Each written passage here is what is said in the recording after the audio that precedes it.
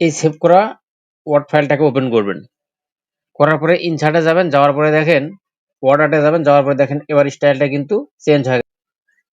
Microsoft ওয়ার্ডে গুরুত্বপূর্ণ একটি অংশ হচ্ছে ওয়ার্ড আর্ট। এই ওয়ার্ড আর্টের মাধ্যমে আমরা অনেক সুন্দর সুন্দর ডিজাইন ফুটিয়ে তুলতে পারি। তবে ওয়ার্ড আর্ট এটা অফিস 97 থেকে 2003 পর্যন্ত ব্যবহার করে যে সুবিধাটা ছিল, এই সুবিধাটা পরবর্তী ভার্সনগুলোতে ওইভাবে ডাইরেক্টলি নেই, তবে বিকল্প উপায়ে সেটা ব্যবহার করা যায়। আমরা আজকে সেটাই দেখব কিভাবে সেটা করা যায়। এর জন্য আপনি কি করবেন, প্রথমে আপনি মাইক্রোসফট ওয়ার্ডটাকে ওপেন করবেন, করার পরে আপনি যাবেন ইনসার্ট ট্যাবে। ইনসার্ট ট্যাবে যাওয়ার পরে এখান থেকে দেখবেন ওয়ার্ড আর্ট। এখানে যায় দেখেন বেশ কিছু স্টাইল দেওয়া আছে। এখান থেকে যে কোনো একটা স্টাইলকে আপনি যদি সিলেক্ট করেন, করার পরে এখানে আপনি যাই কিছু লিখলেন, তো আমি কোনো কিছু লিখছি না, এটাই রাখলাম। এখন যদি আমি এটাকে এই পয়েন্টারটা ধরে টান দিয়ে দেখেন, এই যে আমার কিন্তু শুধু বক্সটা বড় হচ্ছে কিন্তু লেখাগুলো বড় হচ্ছে না।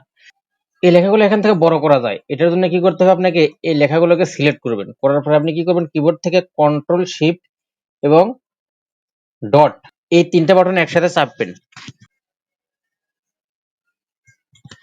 তাহলে আপনার লেখাগুলো বড় হবে। আবার যদি পাশে আছে কমা, গ্রেটার দেন, লেস দেন, এই দুটো বাটনে দেখুন ডট আর কমা।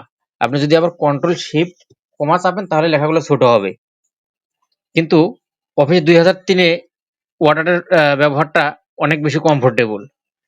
তো আমরা এটা না দেখে আমরা অফিস 2003-এর স্টাইলটা আমরা এটাতে কিভাবে ব্যবহার করব সেটাই দেখছি।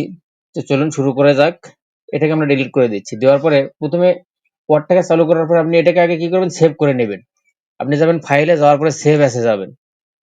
এবার আপনি কি করবেন, এখান থেকে দেখেন ওয়ার্ড ডকুমেন্ট, এটাকে আপনি ওয়ার্ড 97 থেকে 2003 টেমপ্লেট এটা সিলেক্ট করবেন। করার পরে আপনি কোথায় সেভ করতে চান সেটাকে সিলেক্ট করে দিবেন।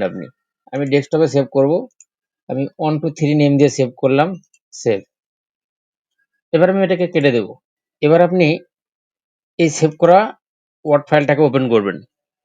করার পরে ইনসার্টে যাবেন, যাওয়ার পরে দেখেন ওয়ার্ড আর্টে যাবেন, যাওয়ার পরে দেখেন এবার স্টাইলটা কিন্তু চেঞ্জ হয়ে গেছে এবং হুবহু এটা ওয়ার্ড 2003 এই ভার্সনটাতে যেরকম ছিল সেরকম ভাবে চলে আসছে। এখন এখান থেকে যে কোনো একটা স্টাইলটাকে আপনি সিলেক্ট করেন, করার পরে এখান থেকে আপনি ফন্টটা চেঞ্জ করতে পারবেন, বোল্ড, ইতালিক যা ইচ্ছা করতে পারবেন।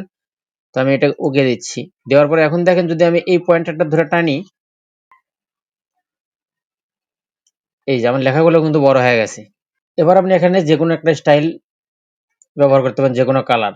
আমি ধরেন এই কালারটা ব্যবহার করতেছি, করার পরে এখানে আমি গ্রেডিয়েন্ট ফিল করব। আমি এটাতে ফিল করে দিলাম। এখান থেকে আপনি শেপটাকে চেঞ্জ করতে পারেন। আপনি এখানে বিভিন্ন শেপ আছে। তারপরে চাইলে শ্যাডো দিতে পারেন এবং 3D ইফেক্টস, এই যে বিভিন্ন ইফেক্টস আছে এখান থেকে যে কোনো একটা ইফেক্টস আপনি ব্যবহার করতে পারেন। আবার যদি আপনার এমন হয় যে এই লেখাগুলোকে আপনি চেঞ্জ করার প্রয়োজন, সেক্ষেত্রে এডিট টেক্সটে যাবেন, যাওয়ার পরে এখান থেকে আপনি লেখাগুলোকে চেঞ্জ করে দিবেন। আপনি যে কোনো কিছু লেখা আপনি এখানে লিখতে পারেন। এখানে আরেকটা বিষয় দেখেন, এখানে শ্যাডো ইফেক্টের ভিতরে এই যে শ্যাডো অন অফ, এই বিষয়টা দেখেন। এই মাঝখানে যেটা দেখা আছে এটাতে যদি আপনি ক্লিক করেন তাহলে শ্যাডো থাকবে না, শ্যাডো অফ হয়ে যাবে। আবার যদি আপনি এই যে অ্যারো চিহ্নগুলো দেখতেছেন, এগুলো কিন্তু ইনস্ট্রাকশন দিয়ে দেখাচ্ছে আপনাকে। এটাতে যদি আপনি ক্লিক করেন তাহলে শ্যাডোটা বাম দিকে এবং নিচের দিকে কোনাকুনি পড়বে।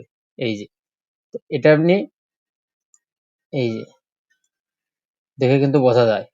আপনার টেক্সটের ডাইরেকশন গুলো কিরকম হবে, এখান থেকে 3D ইফেক্টস আছে, এগুলোর মাধ্যমে আপনি বিভিন্ন স্টাইল এখানে ব্যবহার করতে পারেন। আপনি এই যে নিচে আরো আছে দেখেন ডিপ 3D কালার, মানে কি কালারের 3D ব্যবহার করবেন। আমার এখানে রেড কালার আছে, আমি যদি এই কালারটাকে চেঞ্জ করে দিই দেখেন শ্যাডোর নিচে যে 3D কালারটা কিন্তু সেই কালারের গ্রিন কালার হয়ে গেছে। এখানে আরো কিছু অপশন আছে, লাইটিং। এই লাইটিংটা দেখেন, এখানে লাইটিং এর যে অ্যাঙ্গেল গুলো দেখতে পাচ্ছেন, এগুলো অ্যাঙ্গেল পরিবর্তন করে আপনার লাইটিং এর অ্যাঙ্গেল গুলো কিন্তু পরিবর্তন হচ্ছে লেখার সাথে সাথে দেখেন। তো আমরা এই সিস্টেম গুলো অ্যাপ্লাই করে আমরা আপডেট ভার্সন গুলোতে আমরা ওয়ার্ড 97 থেকে 2003 এর যে স্টাইলটা ছিল এই স্টাইল ব্যবহার করে আমরা খুব সুন্দর ডিজাইন আমরা সহজেই করতে পারি হুবহু। তবে একটা বিষয় দেখেন, এই লেখাগুলো কিন্তু কোনো দিকে আমি টেনে নিতে পারছি না। তো এটার জন্য আপনাকে কি করতে হবে, র‍্যাপ টেক্সট করতে হবে।